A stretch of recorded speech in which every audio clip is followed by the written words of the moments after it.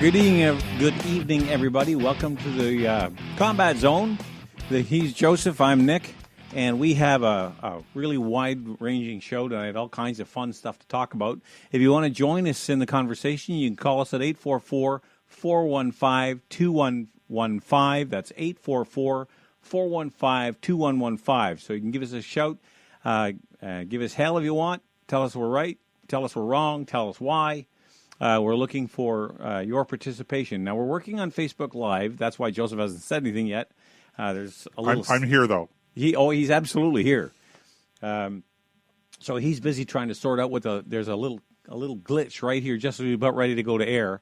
So if you're looking for Facebook Live, we're working on it. We should, as soon as we get it figured out, we'll get it rolling. But I hope you'll join us online. And if you know anybody who's on Facebook and wants to listen in, just send them a quick message and have them go to the combatzone.ca or to thinkradio.ca is a better one, because then underneath that you'll find the Combat Show podcast.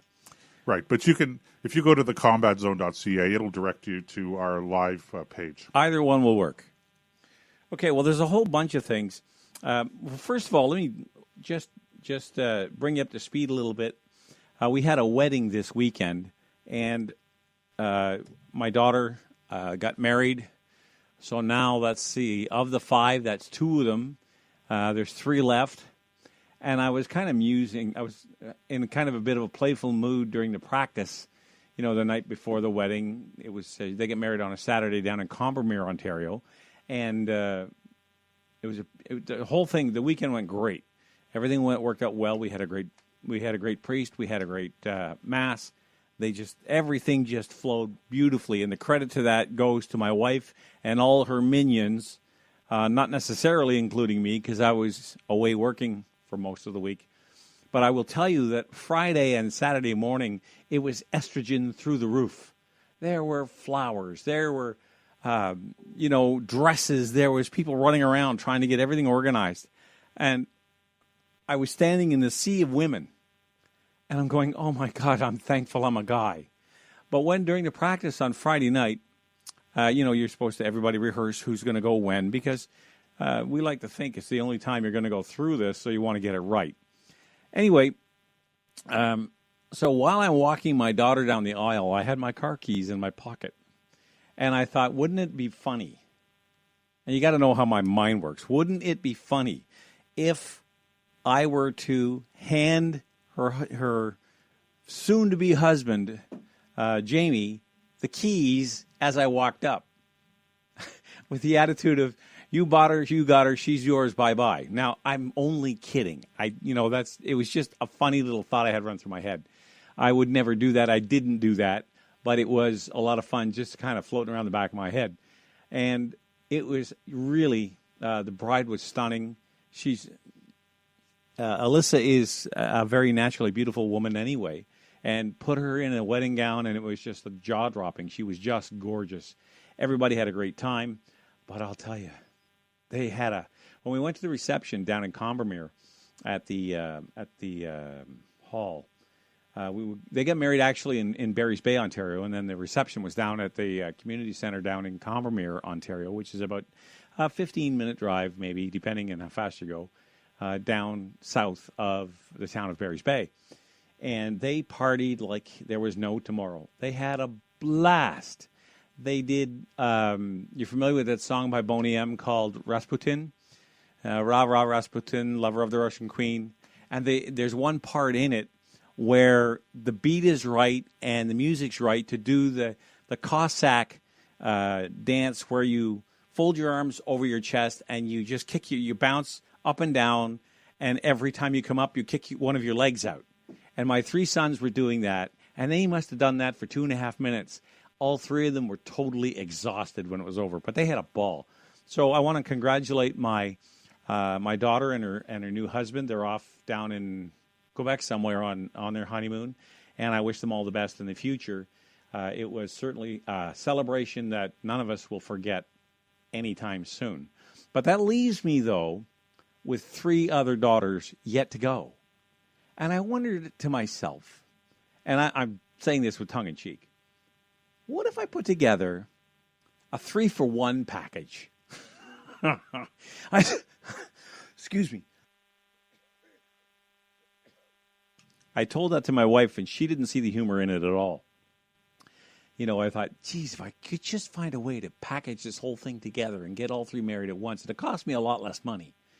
But one stern look from my wife, and that idea went down in flames. Not that it was ever serious anyway. So that's just a little bit about what happened in the Vandergraat household over the weekend. And we probably have another wedding to go through next summer, although there's been no official date yet. And I'm thinking to myself, can we get a break, please? Because what maybe you ladies out there can tell me why weddings are so hard to plan. Why it takes 6 months to a year to arrange a party. Now, look, I get the flowers. I get the dresses and the fittings and the hair and all that stuff. Because everybody wants to look their very best, right? But 6 months to a year? Anyway, I just thank God again I'm a guy, and it's not my issue, not my monkeys. I let the ladies in my life take care of it, and everything went just swimmingly as I knew they would. The only real challenge I had during the weekend, my wife just had her knee replaced about a week and a half before the wedding. Her right knee was replaced. And she's hobbling around on this new hinge, and it's painful. There's still a lot of healing to be done. And we were there from, let's say, 5 o'clock until 2 o'clock in the morning. And finally, about 1 o'clock, I kicked her out and sent her home because she was hobbling around on that leg. And I said, will you please go home? You've done enough. She is the most stubborn woman I ever married. Now, to be fair, she's the only one I ever married.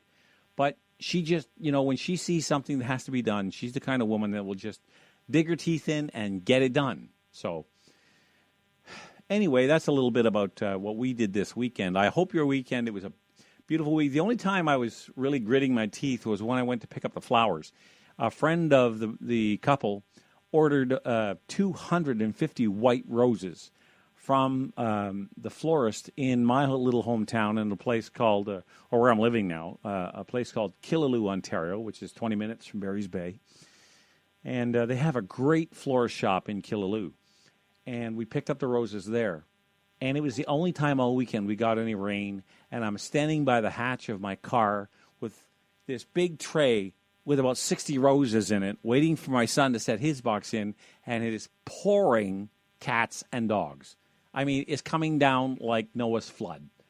So anyway, that's neither here nor there, but that was a lot of fun.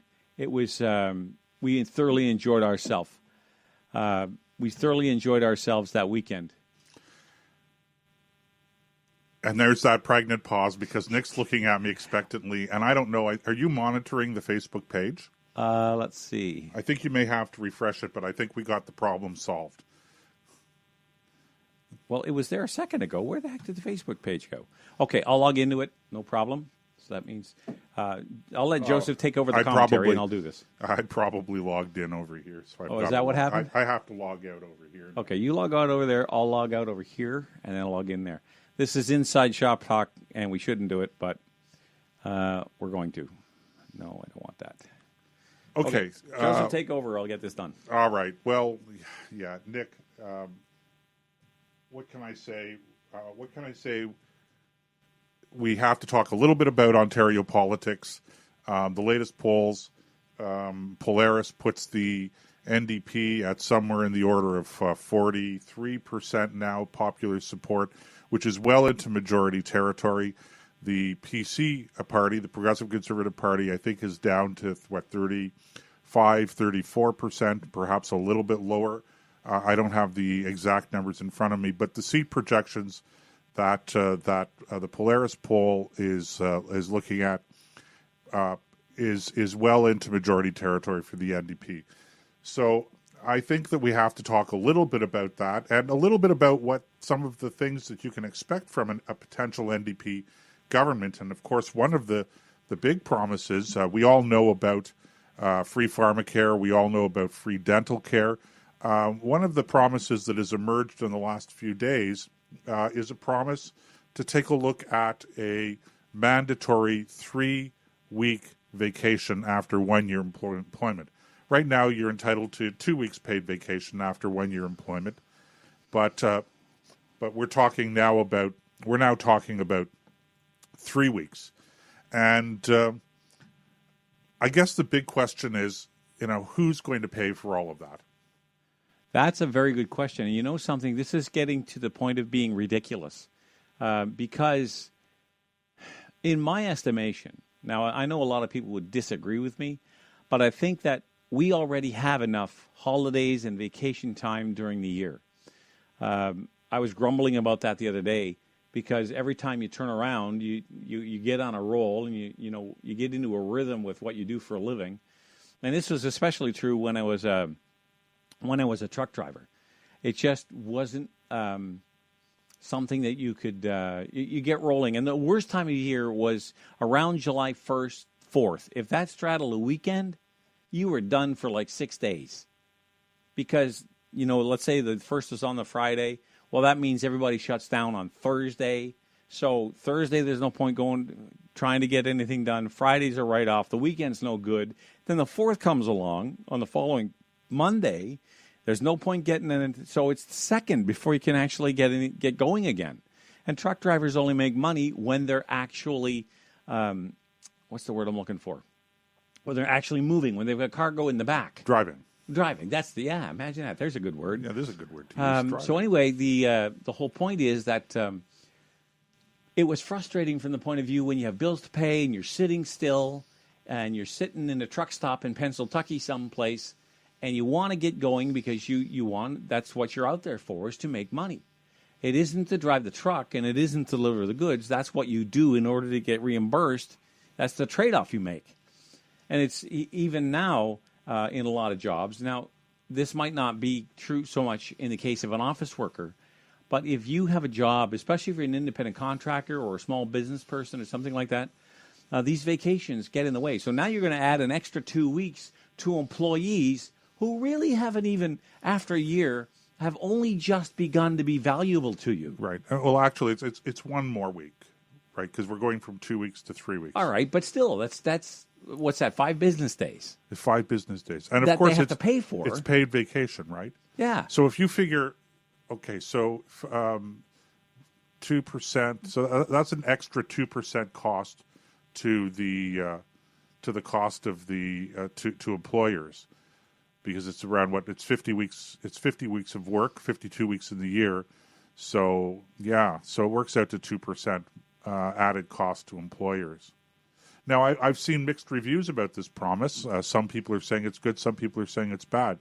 But what they're talking about is creating a more balanced life. And I guess the first question I have on all of this is it really the responsibility of the state, of the government, to ensure that workers have a balanced life? I'm not against having a balanced life, but at what point in time do workers have responsibilities to create that balance themselves? I mean, we're not living in a serf society, although I suppose some people would make the argument that we're working all for the government now. So, the public service, the government and the public servants who live off of tax dollars are the new serf lords, and we're the new taxpayers, and workers are the new serfs.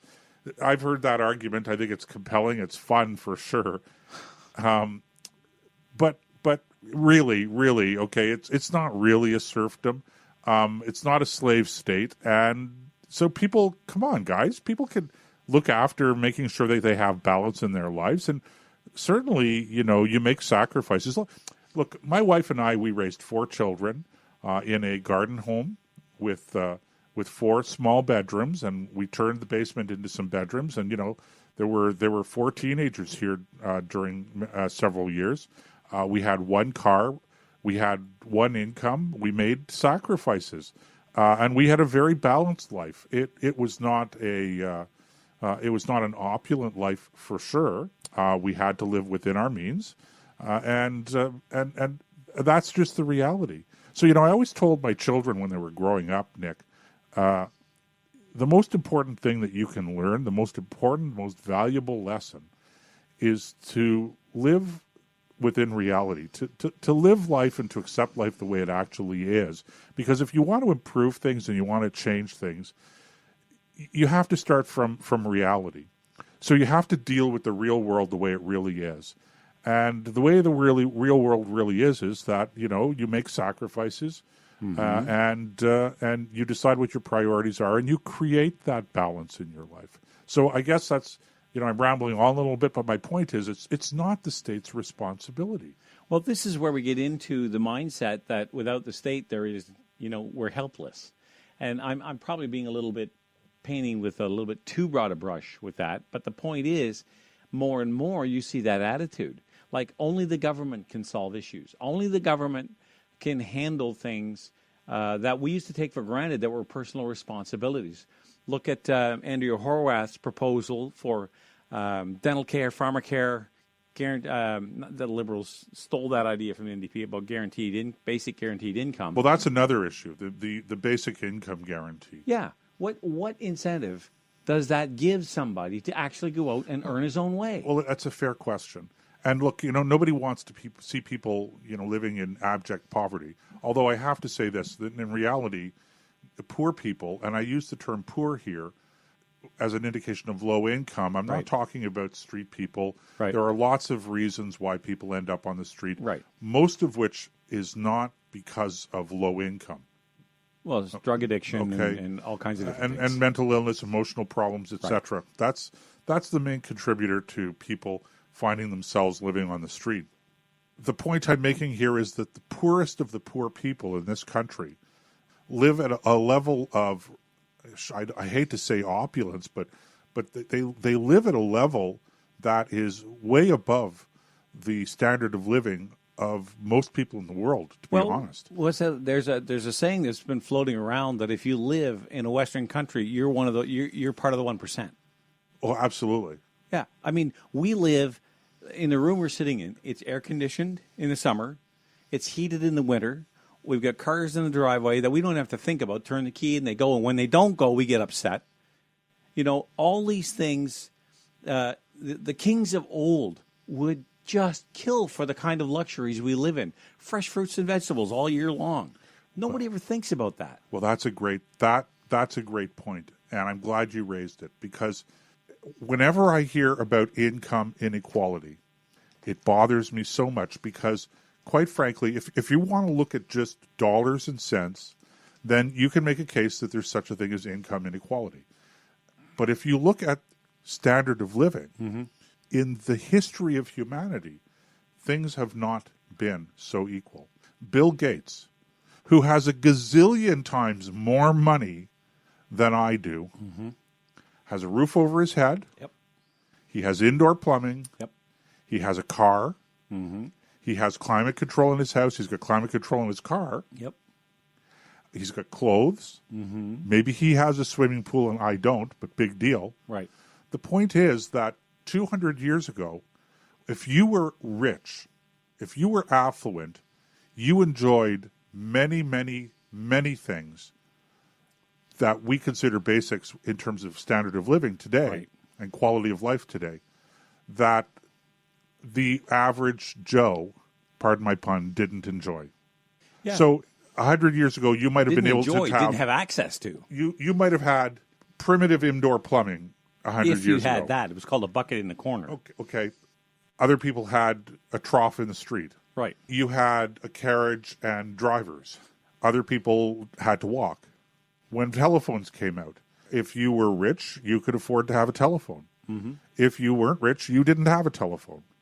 You certainly didn't have a car. You didn't have a horse and carriage or a horse and buggy at the time. An old worn-out plug and a broken-down buggy, but I get your point. Okay, so the point I'm making is that all of the things that really count when we're talking about quality of life, the rich, quote-unquote, might have more, but that doesn't mean that we, who are not rich, don't have.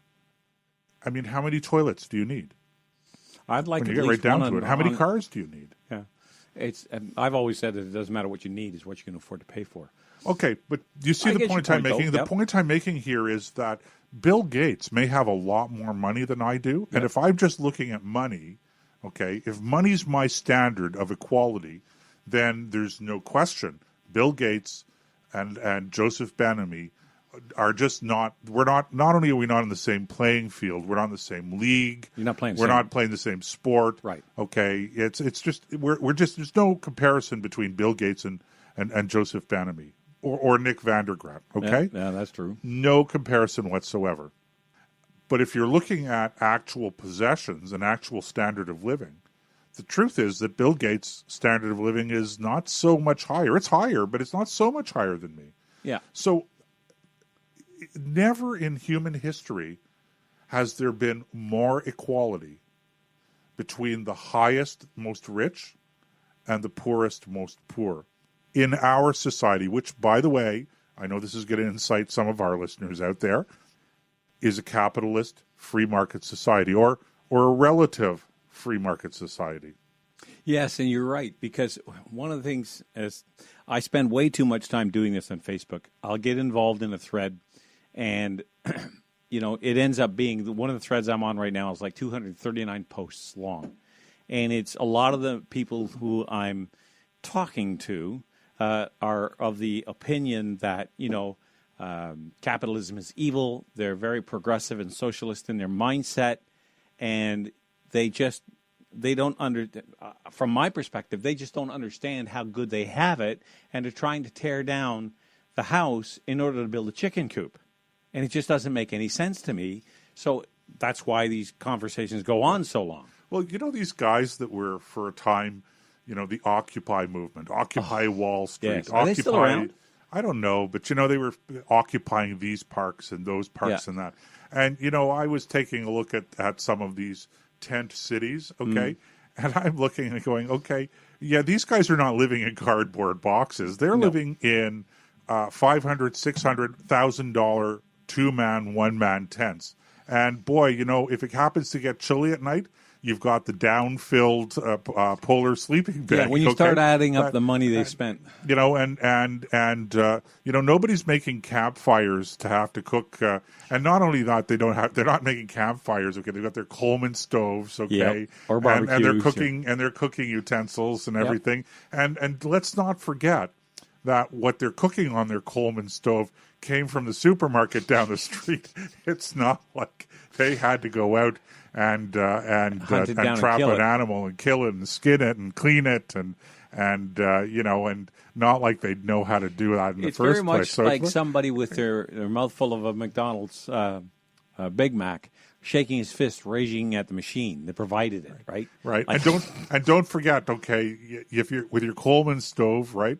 You're either using kerosene that you picked up at the local hardware store, or your propane. It's you don't have to gather wood. Yeah, and that's of course, can I poke fun at the climate catastrophists? Yeah, please. I love that phrase. Okay.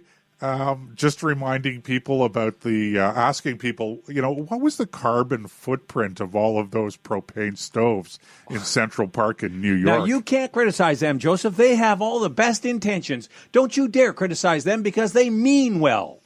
Yeah. Okay, sure they do. I mean well, too. So, while they sleep on their cots in their downfilled. How many geese or swans had to die to make that downfilled sleeping bag? And remember, okay, when you're getting down, you don't pluck the feathers off of those geese and then let them out there so that it grows back. It's not like wool on the yeah, it's not like you're going out during molting season picking the feathers off the ground. No, of course not. They kill the geese. Of course, they for the feathers. Meat, they don't, and then this is part of the hypocrisy. Like people who are claiming to be poor sitting there with cell phones in their hands. Well, listen, look, I'm gonna say something very sympathetic to these guys. Okay, they mean well. Their heart largely, for the most part, is in the right place. In the rank and file, I believe that. Yeah. Right, and the real problem is that they don't know. They don't know, and worse than that, they don't know what they don't know. That is, I got to admit, that's a tough one. Yeah. So, Guaranteed income. Oh, my goodness. So the Parliamentary Budget Office did a study looking at guaranteed income for Ontario, and they estimated that it would cost net somewhere in the order of $43 billion a year to have a guaranteed minimum income program in Ontario. $43 billion a year, Nick. Isn't that more than we spend on healthcare? That's a great question. I don't think it's more than we spend on healthcare, It's got to be somewhere in that range. So it's got to be close. Because when you think about it, how much do we... And you know, the other thing, what people don't realize has been happening is that interest rates are creeping up. Banks are slowly beginning to bump the rate back up. And nobody ever stops to think, what impact does that have on our servicing of the debt? I mean, we're paying billions of dollars a year. I think the number in Ontario is like $10 billion a year at bargain basement prices when it comes to renting the money that we borrow. That's what interest rates are. So as that amount of money for the rent goes up, so do the interest payments that have to be made. Because if you take it up 1 point, you're talking hundreds of millions of dollars in the difference, maybe even more than that. And what kind of an impact does that have on the bottom line? Well, we're paying a lot of money in interest now on our public debt. Yeah, you don't want to get me started so close to the break on public debt. Okay. And there's a whole argument. I know we've talked about the morality or the immorality of leaving such high debt for our children and grandchildren to pay because we don't want to pay our own way. That's a whole segment altogether. It's not just the morality of the way that we spend the money and leave the debt to our children, but there's a whole question about morality in politics and in government, generally speaking, and whether or not it actually is a fair thing to say that you can't legislate morality. That's a whole subject, and we should really get into that at some point in time, I think, in the future. But right now, Nick, I think we'll take a short break. Okay. And so we'll catch you guys on the backside. Okay, I guess we're back and got a little bit sidetracked there, Nick. Imagine that, us getting sidetracked. Yeah, how do you like them beans, right? Mm-hmm. Okay, well, ladies and gentlemen, we're just taking a look at the Facebook page, and for some reason, again, it doesn't seem to be streaming. If it is, we seem to have lost contact with it. So, if you're trying to, I guess if you're listening to the show, you're listening to it. So it's pointless me telling you that you can go to the combatzone.ca. But maybe Nick, you could post that up on Facebook, and people can do that, and we'll just take it from there. And again, guys, I apologize. I thought we had this figured out. It was working fine, and then all of a sudden it stopped working. Now, there is a way that you can comment, even though Facebook Live is not working. And we tested this. We made sure it was all working, an hour before showtime. Everything was working fine, and now for some reason it's just the wheelbarrow fell over on us. I don't know what the story is. But if you go to the live player, and when you're there, you'll see a little icon. It looks like a chat box. You click on that, and you'll end up in live chat. And you can leave messages there. I am monitoring that. So if you want to jump in on the conversation that way, or let's go old school. You could call us at 844-415-2115. That's 844-415-2115. We'd love to hear from you. We want your input on the show. It's as much your show as it is ours. So let's use that and get your input on what's going on, because I like the interaction between the host and the listener. Some of the other things we have on the schedule tonight, while Joseph is over there racking his brains trying to figure out what's going on, we're going to get into Kinder Morgan, and while he's doing that, let me jump in on this, because this is a pet peeve of mine. According to the Globe and Mail, at least I think that's where I got the story, we have now spent, over the last 20 years, $500 million on the F-35 program for a plane we don't even own yet. So to give you an easy to understand analogy, it's the very same thing as putting new tires and paint on a car you might buy in the future, but don't own yet. You're investing in it, but you don't own it. And this aircraft is in service in other countries. Now, I understand we haven't pulled the trigger on the contract yet, but that doesn't really change anything. Why are we spending money, that much money, $500 million, should buy us half a fleet of fighters. There's all kinds of, and I don't like the F-35 that much anyway. I don't think it's going to live up to its billing. I don't think it's as good an airplane as everybody says it does. And I'm a bit of an airplane geek, okay? If I'm a nerd, it's certainly about airplanes. And I've read all the reviews and watched all the YouTube videos on this thing, and some people like it and some people don't. But there's several important problems with this thing. One is range. The other one is a lack of top speed. Yes, it's stealthy under the certain conditions, but you have to be in those conditions. And I will admit some stealth is better than none, but at what price? I mean, so now that, according to the story, Boeing is hedging its bets with the Super Hornet. They don't know whether or not that's the F-18 Super Hornet made by Boeing, because they're not sure which way this thing is going to go. And to tell you the truth, one of the things we have always done wrong ever since the end of World War II is military procurement. There has not been a program that I can think of where we went out and bought hardware for our men-at-arms, where it was just a simple, straightforward. I remember when they canceled the JSS program, which is the Joint Strike Ship program, a support ship, and the Conservatives were in power, and poor old Pierre Poliver, I was still on terrestrial radio, he came walking into the station to do the middle of the day show called the Lunch Bunch, and I had just finished on the air, so I was walking out the lobby, and I saw him coming, and I was just going over the cancellation and what it meant to the Navy. And I caught him mid-stride, and I planted my finger in the middle of his chest, and I said, "Where are my ships?" And his eyes got wide. He started walking backwards as "Where are my ships?" And he said, "We'll get them, we'll get them, we'll get them." That was 10 years ago. Now we finally floated one, and it's the cat's meow, but one. We need 4. We'll get 2, we need 4. Well, we need more than 4. No, these are replenishment ships. Okay, replenishment ships. Yeah. Right.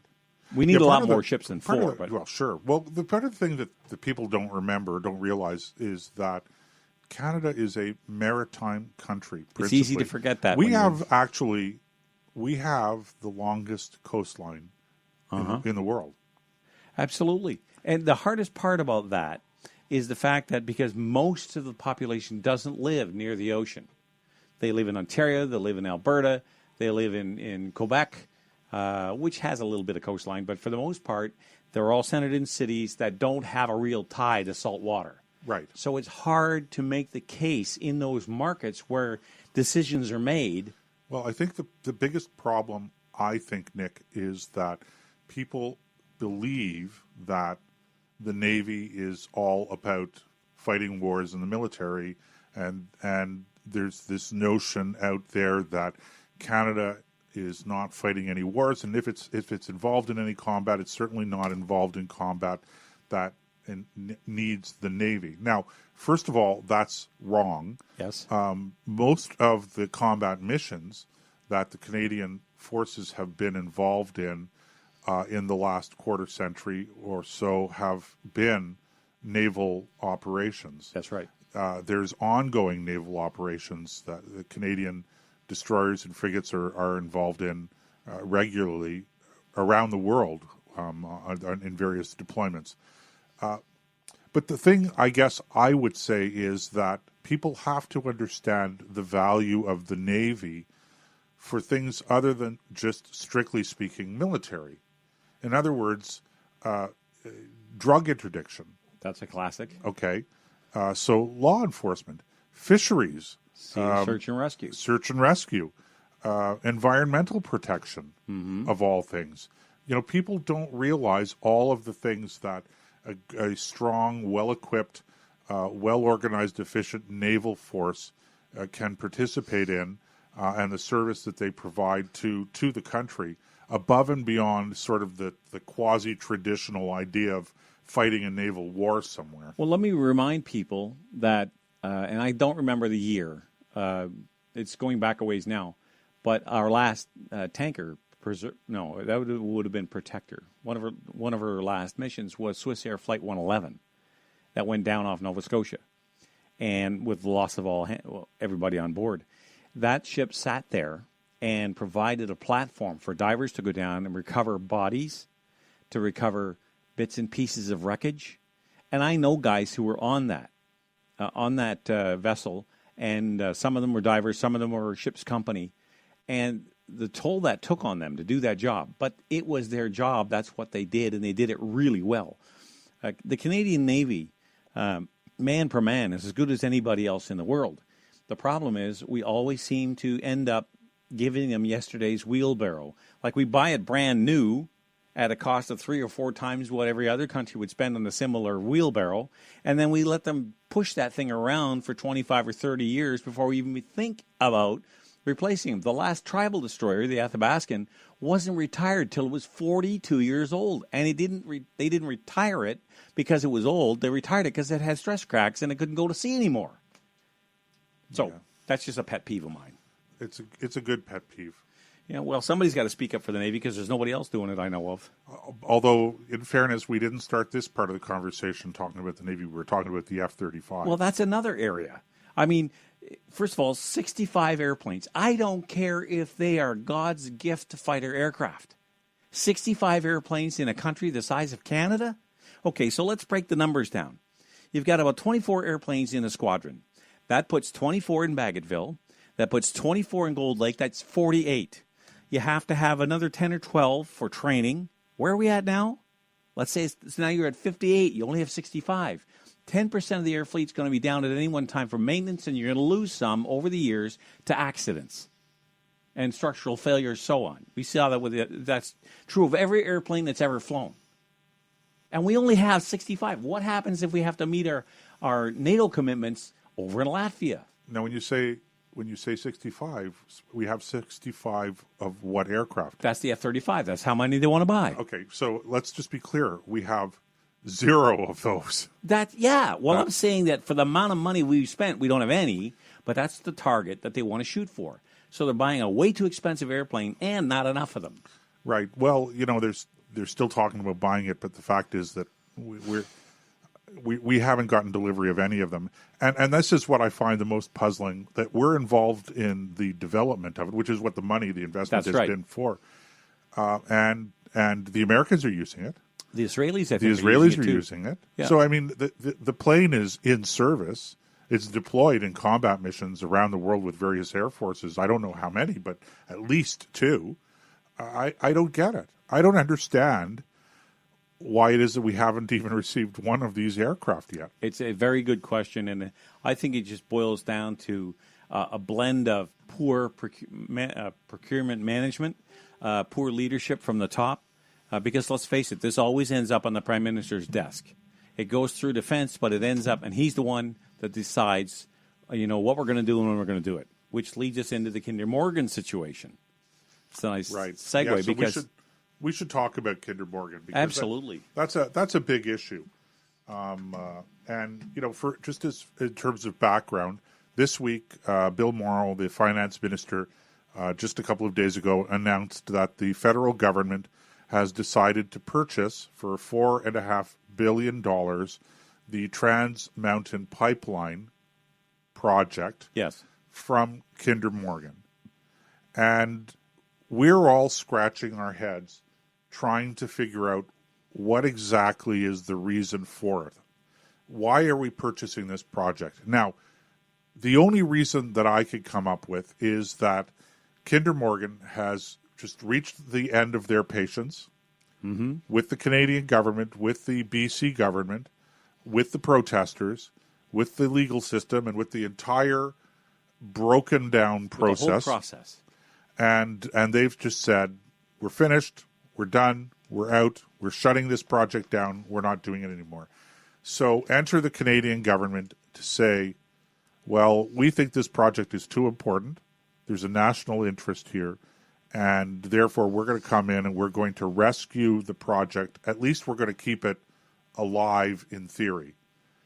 So there's some logic there. I don't agree with it, but there's some logic there.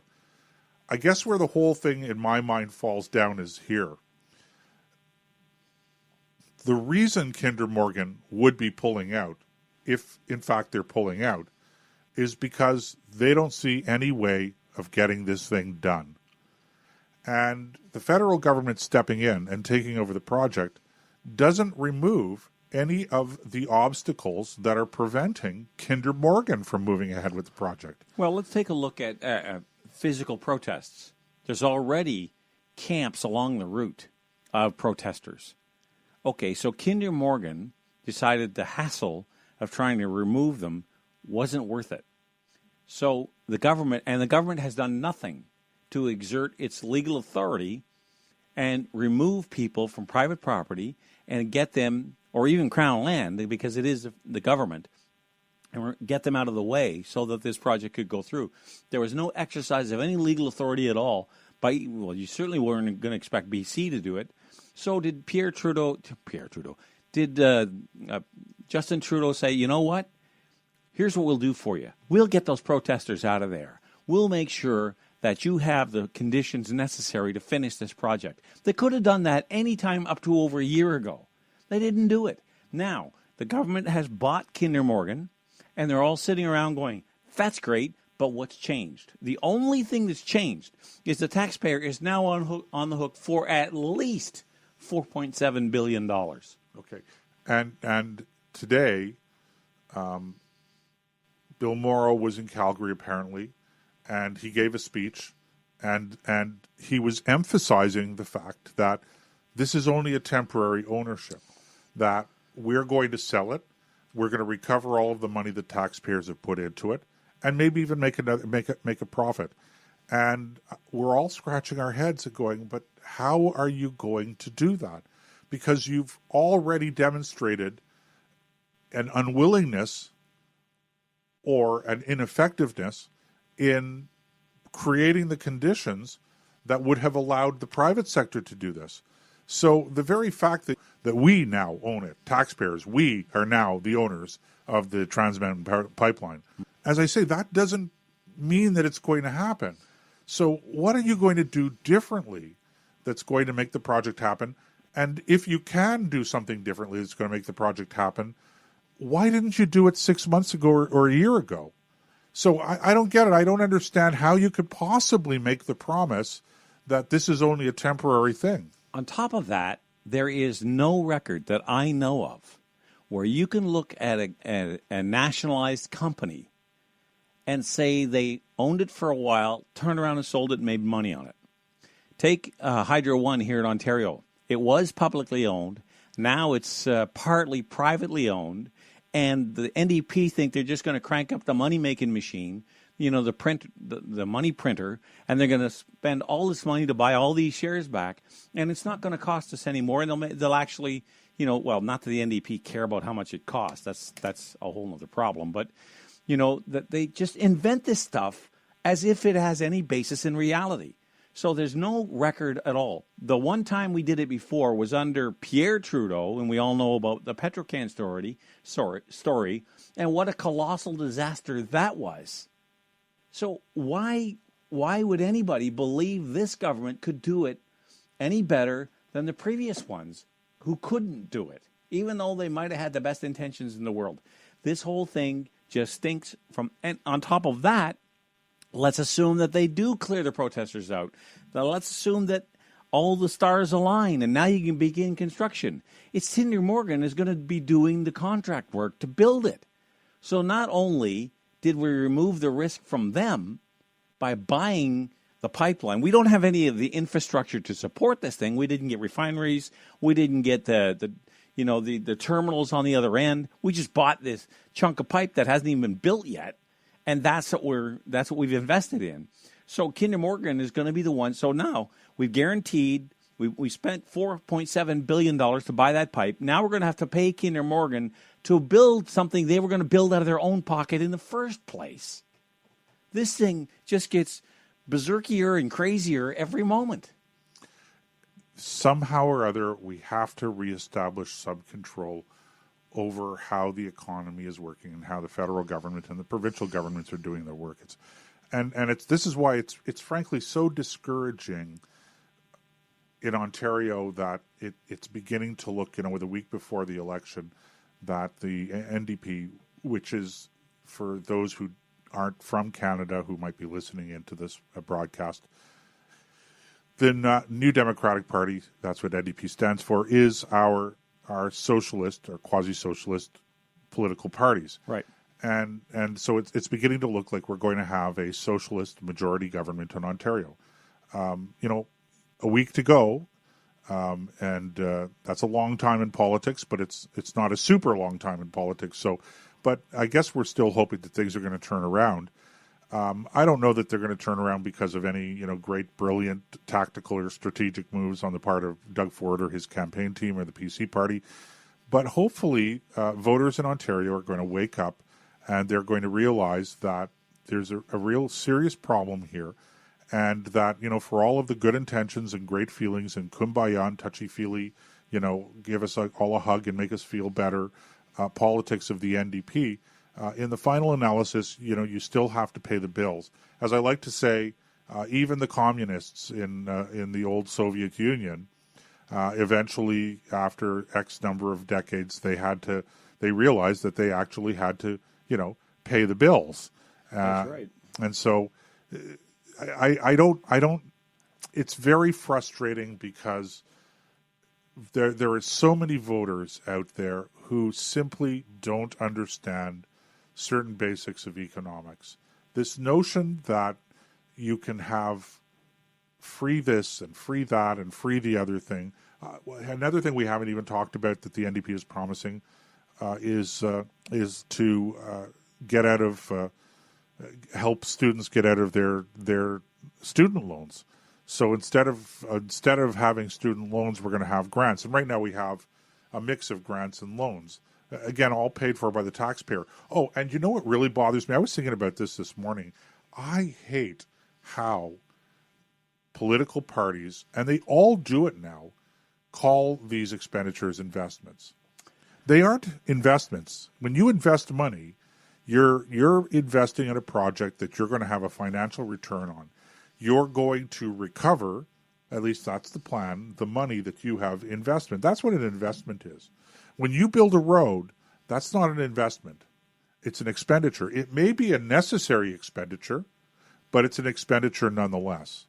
When you spend money on education, it may be a good thing, but it's not an investment. It's an expenditure. If there's no cost recovery, if there's no return, financial return on your investment, it's not an investment.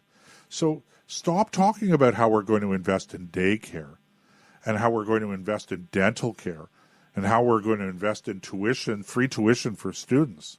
Again, we can have an argument about whether or not those are good things, okay? Mm-hmm.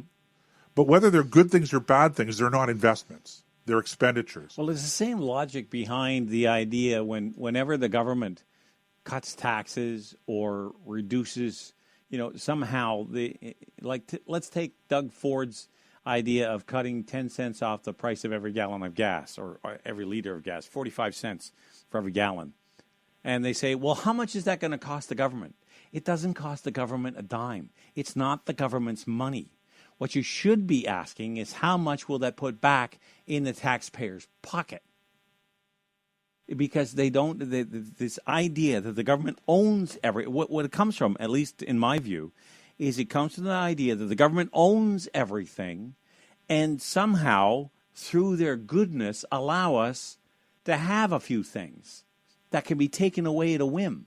It's like I had a conversation about rights on Facebook yesterday or today or whenever it was, and this idea that rights are not inalienable or not eternal. They're granted by the state. Well, if that's true, then they're not rights at all. They're nothing but wishes and privileges, which can be given and or revoked at any time. It's the kind of thinking behind this just makes you want to. I don't understand how people can come to these conclusions. Well, it's like they turn off their head. Well, they're not. Nobody is educated in these areas anymore. Well, that's true. And I'm not just talking about at school. I'm talking about in the home. And, I'm going to say something. I heard the other day somebody talking about, I know where I was just trying to think of where I actually read the comment on Facebook.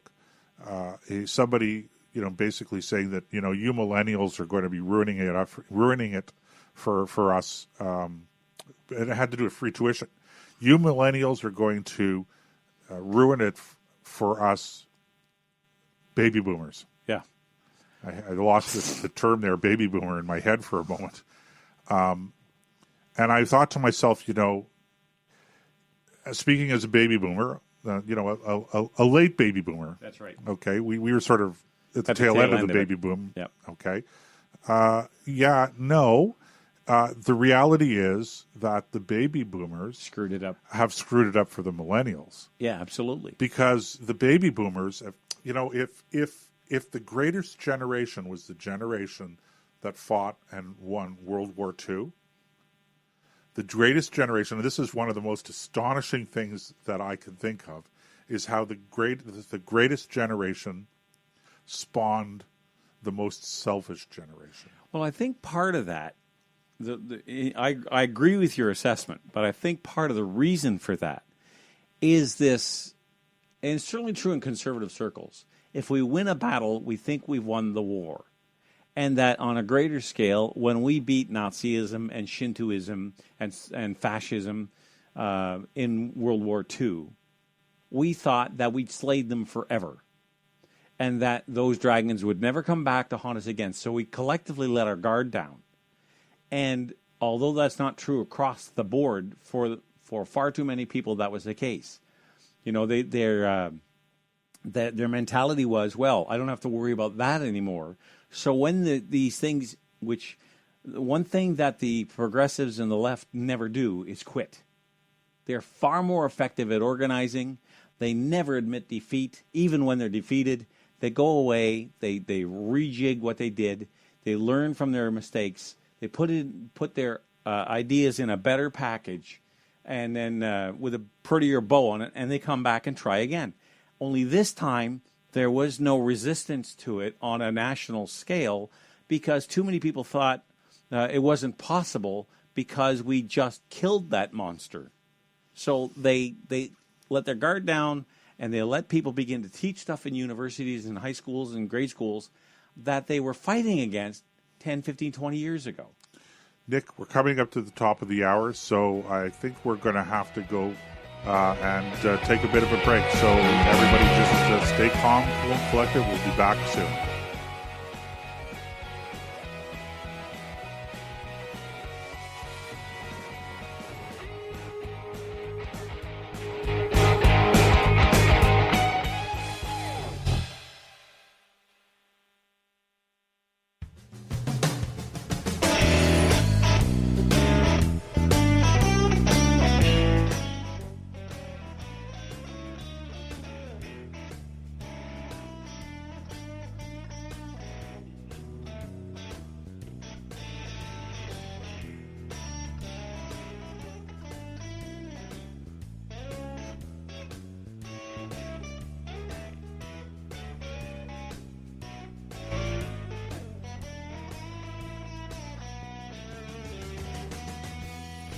Okay, welcome back to hour number 2. Actually, not welcome back to hour number 2. Welcome to hour number 2 of the Combat Zone. I'm Joseph Ben-Ami, your co-host, and sitting across from me is the world-famous world broadcasting star, Nick Vandergraat. Oh, and my star glows so brightly, I'm telling you. People from all over Killaloe know who I am. Well, Killaloe is a pretty important place, Nick. To me, it is. What's the population there? With the dog home or without it? With? About 700. 700. Yeah, so a little less than the population of Churchill, Manitoba. Yeah, probably. It's probably about the size of an apartment building in downtown Ottawa. In the wintertime, anyway. No, sorry. In the wintertime, well... Churchill, Manitoba in the wintertime, I think. Yes, yeah. I don't know about apartment buildings in the wintertime here in Ottawa. Well, you drive by a 15 or 20-story apartment building, there's probably at least 1,000 or 1,500 people living in it. So, Nick, I think it's about time, that we cause a little trouble. Let's do it. So, there's this video circulating around. I think you posted it on your Facebook page earlier. I did. And it's a pediatrician, a lady pediatrician in the States, talking about, gender confusion and children. Mm-hmm. And, if people will bear with us, it's a 5-minute video, but about 5.5 minutes. And we aren't going to play the video because this is not a video show; it's audio. But I'd like to play the audio from it, and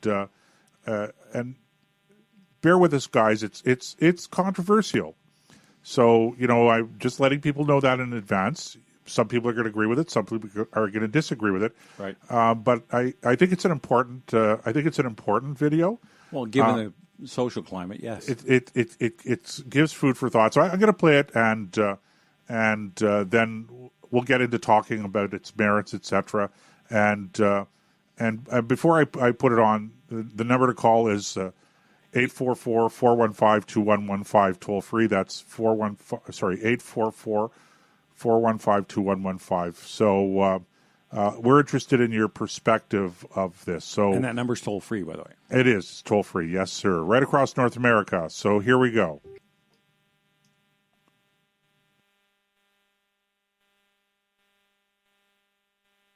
Congratulations, it's a boy.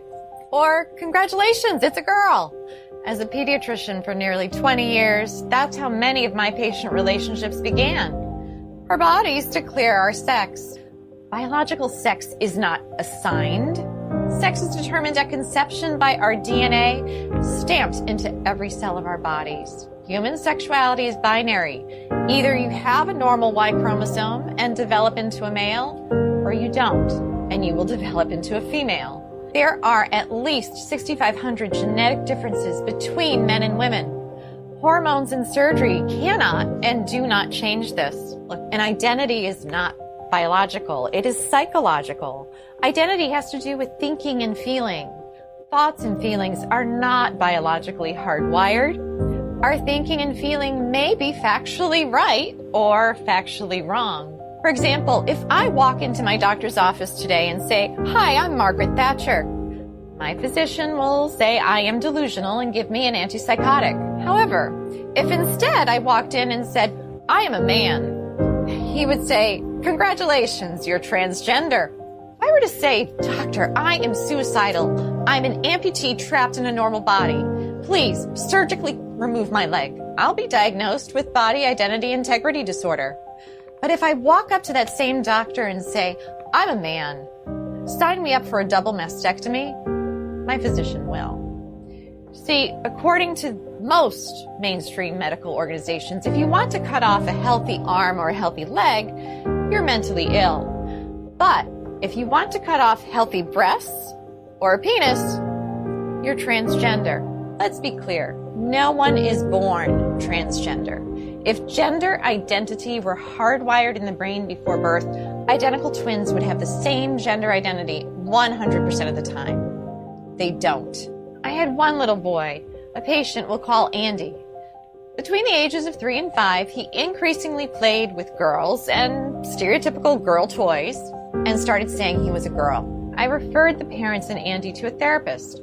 Sometimes mental illness of a parent or abuse of the child are factors.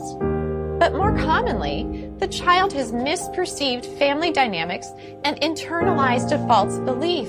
In the middle of one session, Andy put down the toy truck and held on to the Barbie and said, "Mommy and Daddy, you don't love me when I'm a boy." What the therapist learned is that when Andy was 3, his sister with special needs was born. She required significantly more of his parents' care and attention. Andy misperceived this as, "Mommy and Daddy love girls. If I want them to love me again, I have to be a girl." With family therapy, Andy got better. Today, Andy's parents would be told something quite different. They would hear, "This is who Andy really is. You must change his name, ensure that everyone treats him as a girl, or else he will commit suicide." As Andy would approach puberty, the experts would put him on puberty blockers so that he could continue to impersonate a girl. Experts assure us it doesn't matter that we've never tested puberty blockers in biologically normal children. It doesn't matter that when blockers are used to treat prostate cancer in men and gynecologic problems in women, that they cause problems with memory. We don't need testing. No, we need to arrest his physical development now, or he'll commit suicide. But this is not true. Instead, when supported in their biological sex through natural puberty, the vast majority of gender-confused children get better. Yet, we are chemically castrating gender-confused children with puberty blockers. Then, we permanently sterilize many of them by adding cross-sex hormones. Cross-sex hormones are estrogen and testosterone. Those put young children at risk for heart disease, strokes, diabetes, cancers, and even the very emotional problems that experts claim to be preventing. P.S. If a girl who insists she is a man has been on testosterone daily for 1 year, she's cleared to get a bilateral mastectomy at age 16. Now, mind you, the American Academy of Pediatrics recently came out with a report that urges pediatricians to caution teenagers about getting tattoos because tattoos are essentially permanent and can cause scarring. But this same AAP is 110% in support of 16-year-old girls getting a double mastectomy, even without parental consent, so long as the girl insists that she is a man and has been taking testosterone daily for 1 year. Let's be clear, to indoctrinate all children from preschool forward with the lie that they could be trapped in the wrong body disrupts the very foundation of a child's reality testing. If a child can't trust the reality of their physical bodies, who or what can they trust? Transgender ideology in schools is psychological abuse that often leads to chemical castration, sterilization, and surgical mutilation. If that's not child abuse, ladies and gentlemen, what is? Okay, so there you have it. That's a pretty hard-hitting video, and sometimes audio clip for you guys. It takes a little while to let that steep and settle into your psyche and really chew it and go over it. Now, there's several things about this video I think are noteworthy. For one thing, this isn't just some redneck radio talk show host, from the Eastern Ontario Valley or Eastern Ottawa Valley talking. This is a pediatrician with 20 years experience in her practice. She talks about this with a voice of authority and obviously knows the subject very, very well. So it's not so easy to brush her aside. Now, I do know that there's been a couple of people mention when they watched it on Facebook said, well, she's from PragerU and that's not really a university. Who cares? That doesn't change the truth of what she says. It's don't shoot the messenger because you don't like the flag they fly. So anyway, that's just as you think about that. Now, before we get into a discussion on this, Joseph, I want to let people know that I'm emceeing an event coming up this Sunday. It's the Walk for Vets at the Walter Baker Park. That starts at it runs from 2 to 4. Registration starts at 1:30. Registration is $25. And it's going to be a really fun afternoon. You'll get a chance to meet vets. I believe there's going to be some military hardware there. It's just a fun day for everybody. There'll be some food available that I think that's. And if one of the organizers, Stephanie, if you're listening and I'm getting any of this wrong, just send me a note on Facebook and I'll make sure I correct it. But I don't think I am. Or call us. Hey, there's an idea. You could even call us, 844-415-2115. So that's just a little plug for what's coming up this Sunday. And the vets obviously are very important to me, and I want to support them in any way that I can. Right, and just, Nick, to clarify, that's Walter Baker Park here in Ottawa. Yes. Because, but it's in 8 cities, so I'm glad you mentioned that. Right. Now, do you happen to have the website there where people can go to get information on where the walk is in their city, if in fact there is a walk? Let's see. You know what? I'll find it. Okay, it's we can get it for sure.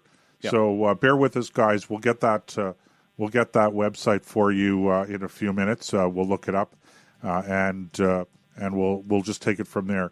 So again, the number to call if you want to jump in and talk a little bit about this particular video. The audio clip we played was the audio from the entire video, and I think it's an important subject because just in the last few years, we've sort of crossed the Rubicon is the term that I think we used to use, although the more common term these days is jump the shark.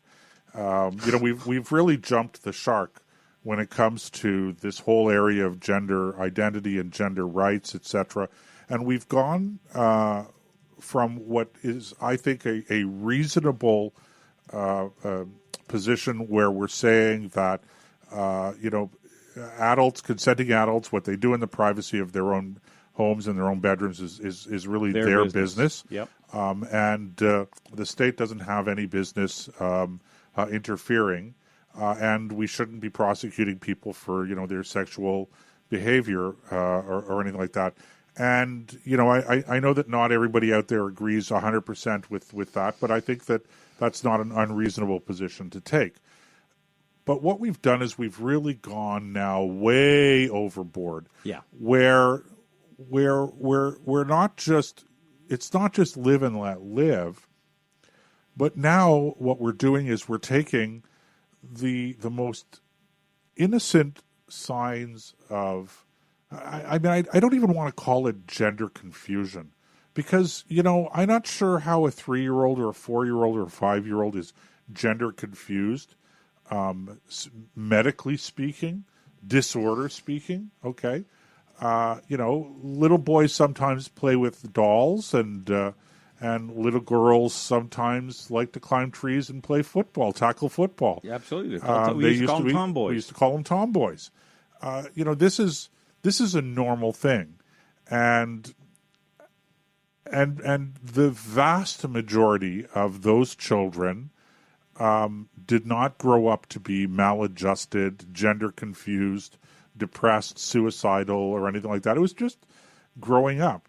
But today, when a child shows any of this stuff, Nick, right away we're talking about having to have them go into therapy, and worse than that, Nick, worse than that, we're now treating them medically. We're giving them physically interfering chemical treatments in order to arrest the natural development of their physical bodies, in order to meet what I think is a very immature, ill-formed sense of identity that an 8-year-old or a 7-year-old or a 9-year-old, they can't be really gender confused. So, well, the thing that I get a little tongue-tied about this because, to be honest with you, it's very upsetting to me. It should, as it should be. I think this is. I think that some of the things that we're doing to children on this file is child abuse. It's institutionalized child abuse, and I think this is the point that this doctor was making in the video. I agree with you because let's face it. I made a comment once. I said, "Look, if you took 100 people." And it was a blind test, okay? Just a researcher went in and took DNA samples from everybody, and the testers had no idea. They gave everybody a number, not a name. Okay, so there's no idea who was in that room. And they just tested the DNA. They could tell to the exact number how many were men and how many were women based on their DNA, the X and Y chromosome thing. You're born with one or the other. Now, there are sometimes genetic faults, and a very tiny percentage of people are born in tough situations where they either have no genitalia or, a blend of the two. Those are issues we have to be compassionate towards. But in general, the vast majority of us are born one or the other. And when you mess with that, then it's like, my analogy is like, look, if you think that your car isn't performing well, okay, there's something wrong in the engine. Maybe you've blown a piston, or maybe the oil pump failed. You don't fix it by painting it. Or if your foundation in your house is no good, you don't fix it by putting shingles on the roof. You have to address the root of the problem. And that is not something for the surgeon. That is something for the psychiatrist/psychologist to do. Because it's a mental issue, not a physical one. So I can't get people, for those who take the opposite view, it's very difficult to get them to admit that. Well, I'm almost tongue-tied with it because I feel so strongly about it. It's what the general public has to understand. And I think that part of the problem here is that they don't. I think that part of the problem here is that they think, well, why shouldn't somebody who's a teenager who's gay be treated equally like everybody else? That's a separate argument. Yeah, okay? it is. But that's not what we're talking about here. We're talking about children, 4 years old, 5 years old, 6 years old, who, a boy likes to play with dolls or likes to play with girls. And, when we were growing up, we were in the middle of that movement where everybody was saying, it doesn't matter. It doesn't matter whether they want to play. If a boy wants to play with a doll, he should be allowed to play with a doll. It means nothing. Right. Okay? This idea that girls wear pink and boys wear blue, meaningless. That's the environment we grew up in. And people were quite militant about that. This notion that we're going to dress our girls in pink and our boys in blue, as if somehow or other there's such a thing as a gender color. Now all of a sudden we're actually saying that it's not just it is meaningful what colors you like, but it's it's profoundly meaningful. It's decisive. If you have a 5-year-old boy who likes pink shirts, that's a sign of gender confusion. Take them off to the therapist, the doctors, and the next thing you know, they talk to them. They go, I think he thinks he's a girl. No, I'm simplifying it. It's more involved in deeper analysis than that. Okay, but that's essentially where this goes.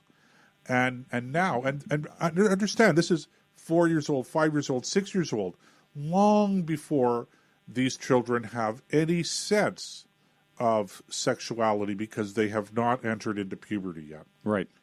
And now what we're going to do before they can be genuinely confused about gender because they're entering into puberty, we're giving them chemicals to block their puberty. Well, I wonder, and I've looked at different research on this, and it really depends on which study you look at, or which way this is going to come out. But the suicide rate amongst post-op transgenders is about 42%. At least will try, if not succeed, in killing themselves after the surgery. Now, a lot of people will say, well, that's because society doesn't accept them, and they're bullied and they're picked on, and that family support helps bring those numbers down. Well, that's an interesting argument to make, but there's no empirical evidence to support that claim. It could be true. It might be. It might not be true. But why would you allow your child to be put into a situation where that is part of their reality? If you simply allow them to go through the phases we all go through, as we grow up, we explore, we experiment, we test the boundaries. I've got one son who used to put on a dress. Now, he's one of the most masculine kids I know now, but when he was 12, 13, and we didn't make a big deal out of it, and it went away, he became a fine young man, and, that was the end of it, because, as you put it, it didn't matter. We knew that it was just a phase, a fad, a a short period in his life when he was just goofing around, or maybe, whatever. So the point is that if you allow your child to be manipulated chemically like this, then it's not only child abuse by the institution, it's child abuse by the parents. Well, but on that subject, in fairness to the parents, and, we're sort of drifting into the whole problem with education and particularly in the area of sexual education in Ontario. And I've had many people who have approached me and said, with the question, what's the big deal? What are you guys getting all worked up about? And I want to say that this is what we're getting worked up about. Yeah. Because it's not just that the children in schools now, in public schools, are being taught this, that this is taking more and more time away from actual teaching of things that kids need to learn in order to become self-reliant, productive members of society, right, and presumably have real self-esteem and not grow up to be dependent on everybody else and depressed, etc. So, but this is, if your child goes to school in Ontario now and they exhibit these kinds of behaviors, I like to play with dolls. I come to school. I like the color pink. Put up your hands. The teacher can put up your hands if you like. Who likes the color pink? Little Bobby over there puts up his hand. He likes the color pink. He's 6 years old, 7 years old. If the teacher suspects that that's a sign that child, that Bobby, is perhaps quote unquote gender confused or whatever other term they want to use, then that teacher has an obligation to report it. Under the law. Under the law, the way it is now. And that involves the whole apparatus of government to step in now and to provide support and therapy, etc. So you're in that vortex. And as a parent, if you do not support this, that now is grounds to have your child removed from your home. Now, I know there are people out there going, oh, yeah, here you go again. That's not the way it is. I'm telling you, if people have to understand the depth, the profundity of the problems that we're facing now in education in this province, and not just in this province, in other jurisdictions across the country and around the world, in the Western world. Yeah, it's not unique to Canada by any stretch. It's not unique to Ontario, not unique to Canada. And if it sounds like we like to use the term between my wife and I, awfulizing, I'm telling you, I'm not awfulizing. I'm not exaggerating what's going on. I'm not exaggerating the effect of the law. I'm not exaggerating the changes to government policy and the new legislation that's been brought in various forms over the last couple of years to govern this. It's institutional, legalized, compelled, government-sanctioned and imposed child abuse. You know something, Joseph? There are those out there who would also say you might be even understating the case a little bit, because I agree with you, obviously, because one of the things to me that is one of the most precious things in the world is the innocence of children. Like, I've got 2 grandchildren now, 4 and 2, and they are just incredible kids. I mean, they can make you pull your hair out sometimes, but these 2 little girls are just amazing individuals, okay? They've got their own minds, and boy, they're not afraid to say so. But to protect that innocence, because the world will come crashing down on them soon enough, why are we so determined to force our views on kids as young as that who don't even know who they are yet? Nick, we're going to have to take a couple of minutes break at the bottom of the hour. Let's get back into this again when we get back. And our number to call, 844-415-2115. Call us and tell us if we're wrong. Or call us and tell us if you have a story to tell us and how this may be the problem.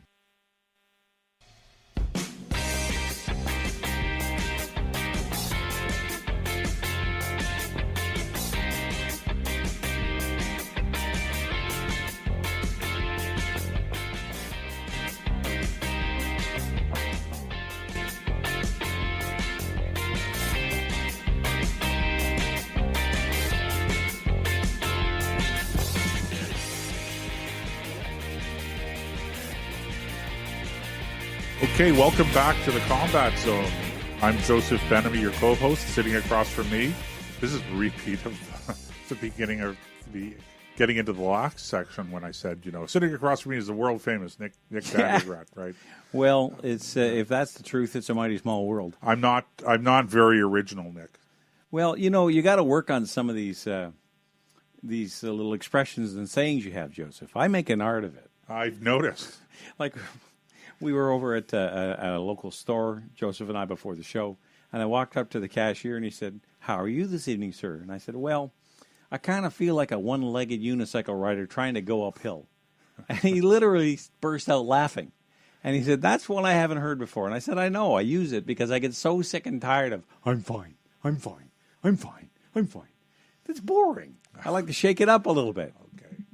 Okay, Nick, well, I got to tell you, I'm not fine. We played the audio from that video in the last segment. Very disturbing. I think that the doctor made some very important points. And I want to be a little practical here. We talked a little bit about what's going on in the education system in Ontario, the trends, the new legislation, the new policies that have been put in place, and things coming together in such a way that I think is tremendously damaging to our children's mental and physical health in this area. And, I want to talk in this last segment a little bit about politics. We touched on it in the first segment a little bit when we talked about the polling in the NDP. And I know, Nick, I know you're not sure you believe the numbers that we're talking now. I would say more than the possibility of unless things change, of an NDP majority. And we could get into an analysis about why we think that happened or didn't happen. But I'm going to make my pitch here. Okay. Nobody has been as frustrated with the Conservative Party campaign and with the leader, Doug Ford. Nobody's been more frustrated than I have. And I've sort of kept my powder dry because, quite frankly, I'm not happy with them. I'm not happy with a number of the things that they've done and some of the positions they've taken on some issues. But this is my pitch. Given what the substitute, what the alternative is, especially in the area of education, forget about the economic stuff. That's a serious problem in and of itself. But on the education file, Doug Ford and the Conservatives have said they're going to deal with this. Yes. They're going to deal with, particularly in the education file, the sexual components of it. Right. I don't know whether in the end they're going to do it or not. I'm a little skeptical for reasons that we've discussed in previous broadcasts and in private. But they're the only ones that say they're going to do something about it. And so I guess what I'm saying is to my fellow voters out there who would identify themselves as being pro-family, maybe they would call themselves socially conservative, who have been disillusioned in this campaign for various reasons. I get it. I understand. And I'm still asking you, I'm imploring you, get out there and vote. Don't let your frustration, your skepticism, and maybe even your disillusionment, don't let those things stop you from getting out and voting. Don't let those things stop you from making sure that your spouse and your other family members and your neighbors and your friends who are as concerned about these issues as you are, don't let these things stop you. Yeah, if there was ever a time to hold your nose and vote, this is it. I think so. I think for the sake of our children in this province, and I'm speaking educationally, I'm speaking health-wise, and I'm speaking economically. Right. For the sake of our children, you have to get out and vote. Now, I know that's, to a lot of ears, that would sound like desperation. You know what? I would say that it is. It is. It's exactly what it is. It's desperation. Our society cannot afford 4 more years of the direction that it's been going. Especially if they accelerate the car towards the cliff. And here are the numbers, by the way. We didn't get into them, but I'll share with people what the latest numbers are if they don't know it already.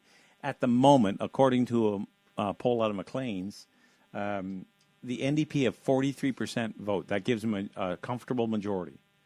The PCs are at 32%, and the Liberals, this is probably the lowest number ever recorded for them, are at 17%. This is a complete collapse of the Liberal support, and the vast majority is going to the NDP. That's why you see the NDP so high. Right. Which makes Ford's decision about dumping Tanya Granick-Allen even more poignant. I understand that. Okay.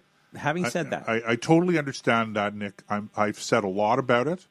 I am not going to unsay a single word. But it's time now for us to realize what's at stake. Well, and you know, my point was going to be in spite of that. Right. Okay, because that really, really bothered me. Right. Okay, especially when you look at some of the nutcases that are running under the orange banner. Right. Okay, like Jasmine Singh is a federal MP. Is he the defense minister? Jasmine Singh? Oh, you're thinking of the leader of the NDP federally. Oh, that's it. Okay, right, yes. Right, federal sorry. NDP. Right. Okay. Sorry. So anyway, he's the leader of the federal NDP. His brother, whose name I can't remember at the time, his first name, there's a picture of him holding up a expletive deleted sign about his lack of support for the police. I'm being very gentle because I don't want to, it's getting late for kids, but basically it was an FU cop's kind of he dropped the F-bomb on the sign and showed his complete lack of respect for our men and women in uniform who keep us all safe from the real bad guys. Now, imagine if he becomes Attorney General. Okay? You've got an NDP candidate out there who thinks that November 11th and wearing the poppy is brainwashing, and the only war worth fighting is against Christmas. These are the kind of nutcases that are going to end up as ministers of the crown if this happens. Right. Well, you're not going to get any kind of pushback from me. I think that the quality of candidates across the board is abysmal. But when it comes to the NDP, the character, the quality of these candidates and their character and what they stand for and what they believe in so many areas is just plain kooky. Well, let me ask you this. I know that's not a very, sophisticated psychological term, but they're just out to lunch. They're wingnuts. They're wingnuts. Yeah. Now, ask yourself this: if you're average Joe out there and you've always kind of followed politics, and you've got a life, so there's been mistakes in your past, and because we all make them. We all have a skeleton or two in our closet. There's no doubt about that. No human being is perfect. You decide that you look at the climate and say, do I want to enter my name in the ring as a candidate? Now, you've had in this election, people go back 10, 15 and more years into Twitter accounts and bring up old stuff that was said when people were teenagers. You've got all kinds of personal character attacks. Who in their right mind would want to go through that if they have any kind of moral character? Because these people don't care about what it does to your personal life. Now, I don't like Patrick Brown, okay? I never did like him. But what he went through was completely undeserved. I mean, from the point of view of the character assassination that went into it. Rob Ford's another example. All these things tend to build up in the public's mind, and they say, why would I want to get into politics and go through all that? Right, you're talking about Doug Ford's brother. No, Rob, his brother. Yeah, Doug Ford's brother, that's what I meant. Yeah. When he was mayor, Right. I think the press hounded him into his grave. Right. So, if they have so little respect for elected representatives of the people, then why would anybody want to be one? Right. I get it. I'm not going to take issue with anything that you're saying on that regard, Nick. I think that you're 100% right. I think that it takes extraordinary courage to run for public office, particularly if you are standing for traditional, solid, sensible, common sense positions, common sense, traditional values. if you're just a common sense, small government, pro-family, pro-life conservative, it takes extraordinary courage these days to run for office. You got to have a spine of steel and a skin like a rhino. Yeah, absolutely.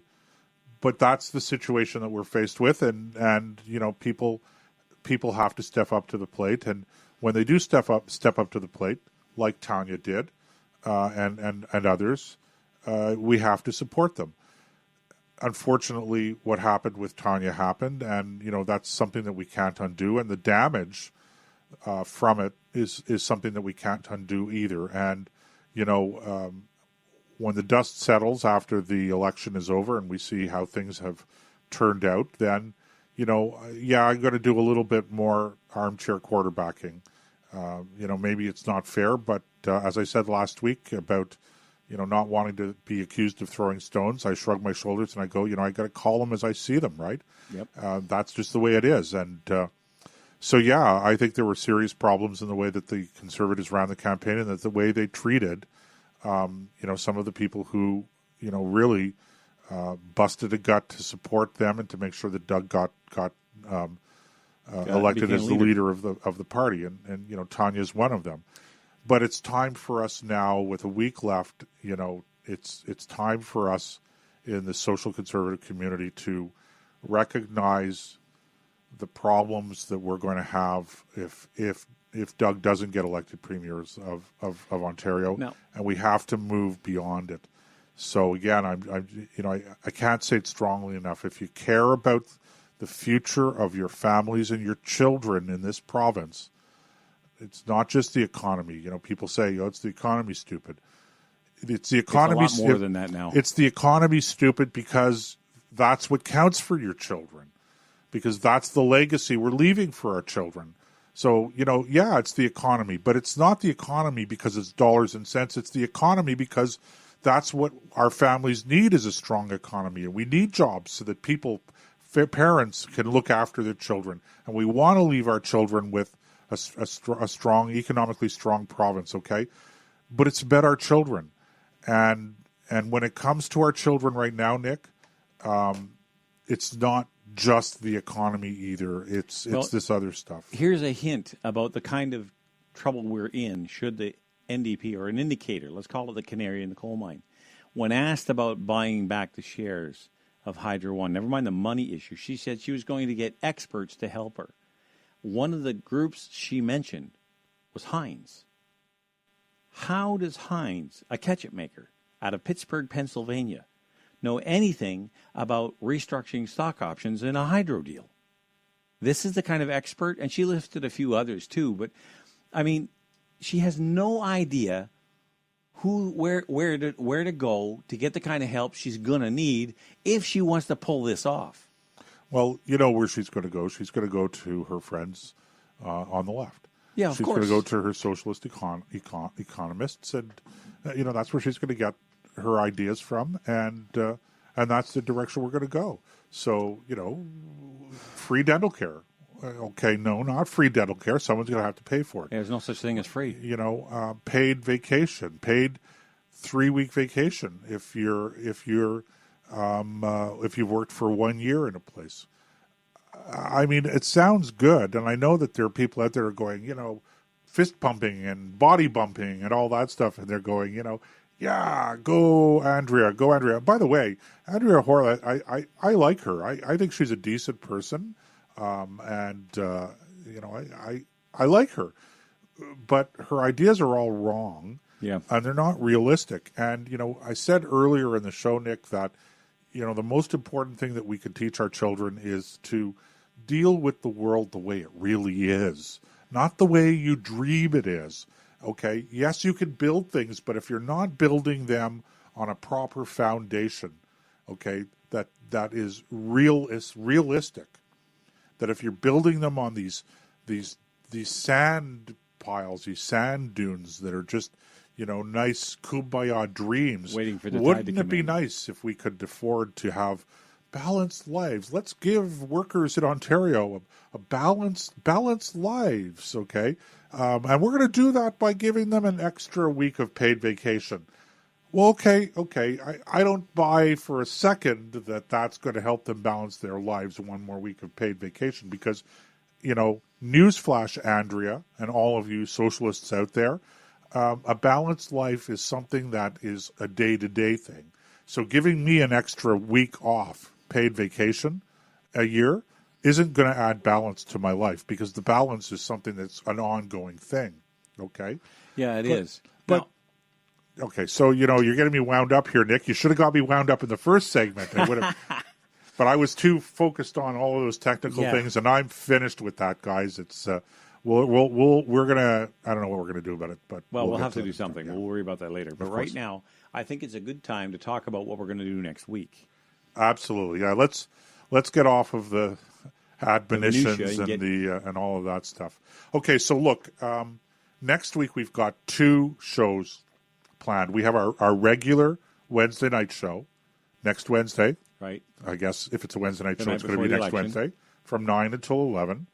And we really want you guys to participate. We want to hear what your predictions are going to be for the election, which is the next day. Right. Okay. So, amongst other things, we'll have a whole set of files of things to talk about, but we'd really like to hear your predictions as well. So, you can call us next week. You can send us some text messages. You can send us an email, comments at thecombatzone.ca. You can even send carrier pigeon if you want to. Yes, okay. But tell us you're sending them so we can leave the window open. Yeah, we'll have to leave the window open. And, we have the air conditioning running in here today, and I'm not really sure that it's helped much. It's pretty hot in here. Yeah, the air conditioning is on the other side of the door. I had to leave to go and change into a pair of shorts. It was so hot in here. Yeah, it's a little warm. And it's not all just because it's hot outside. Right. And then Friday night we'll do Thursday night. Oh, Thursday night. We'll do the election. Election night. Election night. We'll do an election night show and give you the results as they come in. And I don't know. I might have to break out the whiskey. Well, at least the apple cider. At least the apple cider. Yeah, so that's next week. We're going to be doing 2 shows next week, 2 live shows, Wednesday night and Thursday night, which is election night. Both nights from 9 until 11. So make sure that you're there, and make sure you tell your friends about it too, because we're going to have.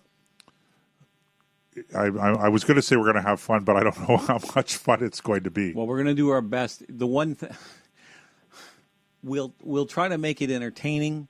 We'll try to make it we'll make it informative. And whether it's fun or not depends on the result. But I do also want to mention, I posted on Facebook the website for that walk this coming Sunday. Right. Really important. Yeah, it is. And these are the kind of things we need to do to help support it's all great to rant and rail about how poorly the military is treated, but it takes a little action. Besides, it's going to be a nice day Sunday. Go for a walk. Take the family. Go meet somebody who has the courage to sign his name to a contract that says he's willing to do whatever the government tells him to, up to and including laying down his life in your defense. Those are my kind of heroes, and I like to support them. So the website is equitassociety.ca. That is spelled EQUITAS society.ca. All one word. Yes, all one word. And I've got it on my Facebook page, so if you want to go and get it from there, it's there. Registration starts, like I said, at 1:30. The walk begins at 2 o'clock. It'll conclude around 4. So it's not going to eat up the whole day, but right. You'll enjoy it. And it's again, just to emphasize, it's in various cities across the country. Yes, it's in right? eight cities. If I go to if I'm smart enough, I'll just click on this. If I can get my mouse back, there it is. Okay, it's for those of you who aren't in Ottawa, it's in Victoria, Vancouver, Edmonton, Ottawa, Kingston, Fredericton, and St. John's. Now, when you go to their website, it'll give you the details for each of the different walks. You can register for the ones in those particular cities. So if you're listening in, let's say, St. John's, Newfoundland, you can go there, and it'll tell you all the details. Shows you some of the sponsors. It talks about all the different people who are going to be there. in the different cities. So it's it's not just an Ottawa thing. This is bigger than that, Right. and let's hope it grows year to year. And Nick, if people want to hear a little bit about the background to this, they can go back to our last episode. I think it was episode 10, which is on the website as a podcast, and it's in Q2, which is the second quarter of our show, the second half hour of our show. Right. Brian Greenwood, I believe is his name. Yes, that's right. We had was him on as a guest. last week and had a nice chat with him about this particular project, its genesis, and the reasons that they've put this together. So if you want more information, background information about this, I'd urge you to go to the website and thecombatzone.ca and go to episode 10. And as I said, you can listen to the whole episode. We're a great team to listen to, but if you only have time to listen to that one interview, it's at the second half hour, so that would be Q2, quarter 2. Right. And in the future, over the coming weeks, we will have more guests on from various disciplines who have a lot of credibility in their fields. So stick around, folks. The Combat Zone is really just getting rolling. We're still cutting our teeth, but it's been a lot of fun, and I'm really enjoying this with Joseph. It's a lot of fun to bounce stuff back and forth, and I hope that you're enjoying it as much as we are. Well, we're all trying to have some fun here, Nick. That's for sure. Okay, so I guess that's it. Until next week, we'll catch you here in the Combat Zone live.